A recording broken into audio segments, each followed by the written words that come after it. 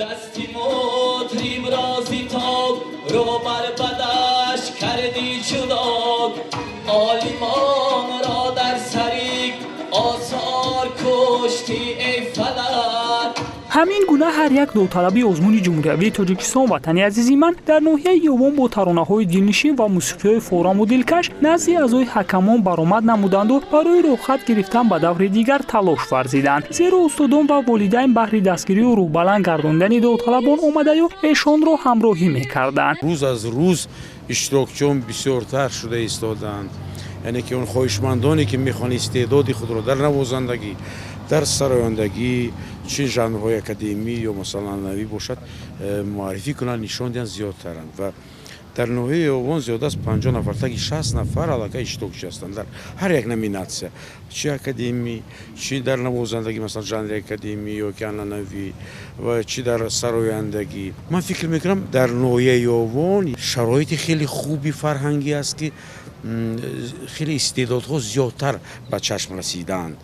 آوازهای خیلی خوب، اونهایی که با مکتب روحشون شاد با بسیار آوازخوانی معروفی ما تقوی مراد خوشبختov مثلا با اون پیروی کردن خواندن،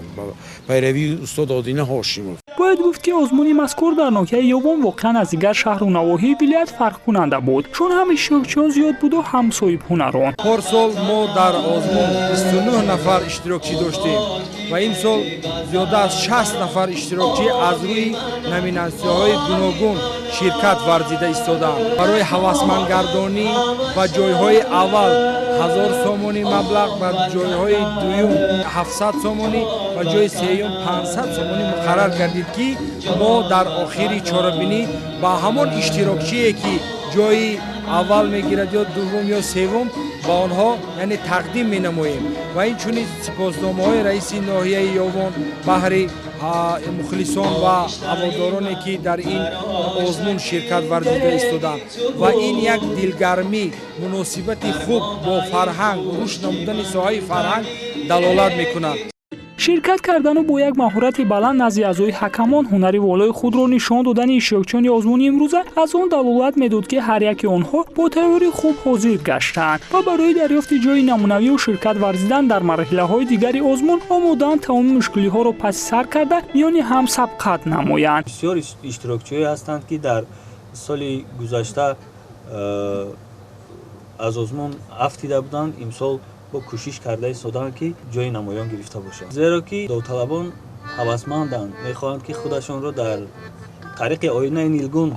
تماشا کرده باشند. برای تو شغنانی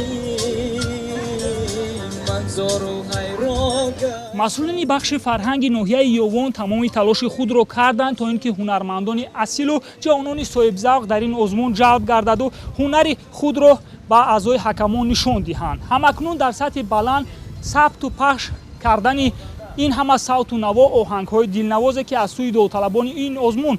پیشنهاد گشت از هیئت ایجادی و تکنیکی کارمندان مؤسسه دولتی تلویزیون سفینه وابستگی کلان دارد.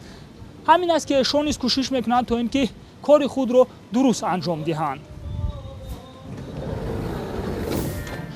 روی تو خورشیدی جهان سوز مباد